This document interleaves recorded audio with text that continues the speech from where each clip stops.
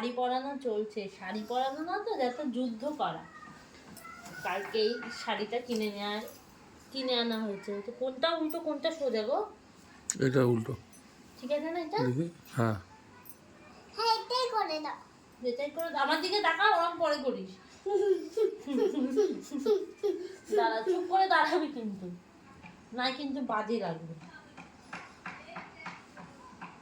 আর কি কিনেছো? ও আমার মালা।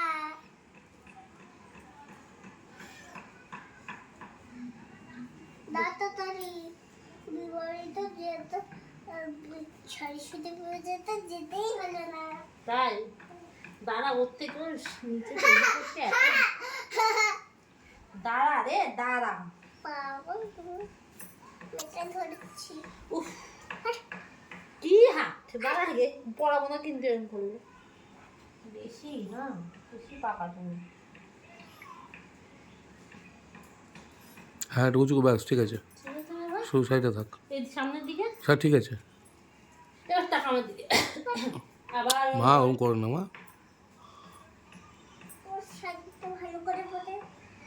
ভালো করেই পড়াবো, তুই একটু পড়াতে দে, দেখবি ভালো করেই পড়াবো। বাবা পারে না শাড়ি পরাতে। পারি না আমি শাড়ি পরাতে। বাবা যেটা পারে বাবা করে দিয়ে।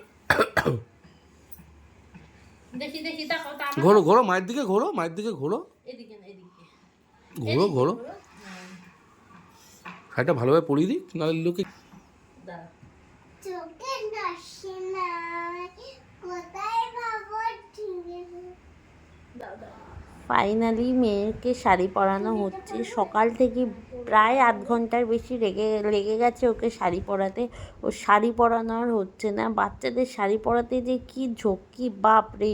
আজকে এইবার আগের বার তো সেভাবে পরাইনি, ওই কোনো রকম, যেহেতু আর একটু ছোটো ছিল পাচ্ছিল না পরতে, কিন্তু এই বছর খুব সুন্দর করে ওকে শাড়ি পরিয়েছি। একটু সময় লেগেছে তাও, কিন্তু আর এদিকে মেয়ের শাড়ি পরানো দেখো ফাইনালি কমপ্লিট। দেখো পুরো লক্ষ্মী ঠাকুরের মতো লাগছে। যাই হোক, সরস্বতী পুজো।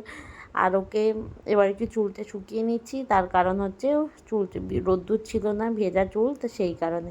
আর আমরা রেডি হয়ে চলে এসেছি পুজো মণ্ডপে। এটা আমরা এসেছিলাম বাপের বাড়িতে, আমার বাপের বাড়িতে, কিন্তু ভিডিও করা হয়নি। আর এখানে এসে দেখো মেয়ে তো সব বাচ্চাদের সাথে ভীষণ মজা করছিল।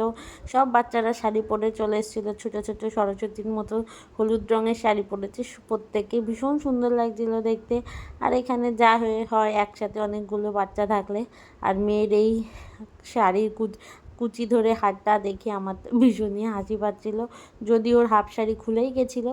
আর এসে দেখছিলাম পুজো এখনও শুরু হয়নি, যেহেতু এবারে পুজোর সময়টা একটু দেরি করে পড়েছিল, সেই কারণে অতটা তাড়াহুড়ো ছিল না, সবাই আস্তে আস্তে কাজ করছিল। আর পুজোর গোছানো অলমোস্ট কমপ্লিট, আর একটু কাজ বাকি ছিল। আর এখানে মেয়েও বসে গেছিলো ফুল ছিঁড়তে, যেহেতু ও খুব দুষ্টুমি করছিল, সেই কারণে ওকে এই কাজে বসিয়ে দিয়েছিলাম, যাতে ও দুষ্টুমি না করে আর শাড়িটা খুলে না যায়।